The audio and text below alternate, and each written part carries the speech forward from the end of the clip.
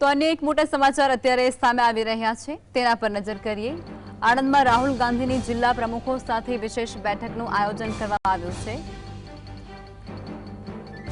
જિલ્લા પ્રમુખોને સ્વતંત્ર જવાબદારી સોંપવામાં આવી હોવાની વિગતો, જેમાં જિલ્લા પ્રમુખો સાથે આ વિશેષ બેઠક જેમાં તેઓને સ્વતંત્ર જવાબદારી સોંપાઈ છે। લોકોના મુદ્દાઓ સાથે પ્લાનિંગ કરવાની સલાહ પણ રાહુલ ગાંધી દ્વારા પ્રમુખોને અપાય છે। જેવો કામ કરશે તેમને જવાબદારી અપાશે તેવું પણ તેમના દ્વારા આ બેઠકમાં કહેવાયું છે।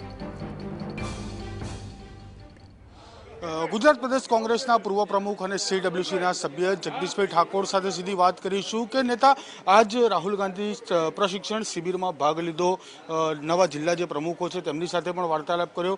શું માર્ગદર્શન આપવામાં આવ્યું આવનારી જિલ્લા પંચાયત અને નગરપાલિકા મહાનગરપાલિકાની ચૂંટણીને પણ શું માર્ગદર્શન આપવામાં આવ્યું, કઈ છૂટો પ્રમુખોને આપવામાં આવી છે?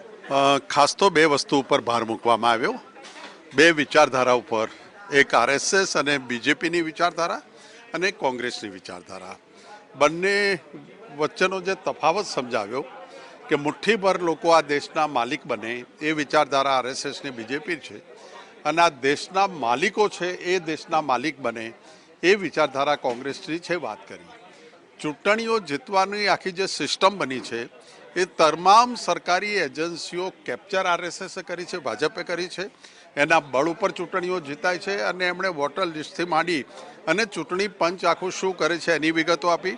અને સાથે સાથે કોંગ્રેસે જે સંગઠનનું કામ હાથમાં લીધું છે તો ફક્ત ઉમેદવાર આધારિત ચૂંટણી ન હોવી જોઈએ, પણ સંગઠન ઉમેદવારની ચૂંટણી જીતાડે એ મુદ્દા ઉપર વધારેમાં વધારે ભાર મૂકી અને રાહુલજીએ માર્ગદર્શન આપ્યું છે। જિલ્લા પ્રમુખોને છૂટ પણ આપવામાં આવી છે કે જે ટિકિટ વહેંચણી થશે જિલ્લા પંચાયત અને નગરપાલિકાની, તેમાં પણ તેમની પસંદગી જ્યાં મૂકશે તે યોગ્ય ગણાશે। ખૂબ મહત્વની વાત એમની ભૂમિકાની કરી છે, એમને જવાબદારીઓ આપવાની કરી છે, સાથે સાથે સત્તા આપવાની કરી છે, અને સાથે સાથે કોંગ્રેસ પાર્ટી એમને જે ટાસ્ક આપે છે, કામ આપે છે, એ કામોથી માંડી અને ખૂબ વિગતે વાત કરી છે રાહુલજીએ।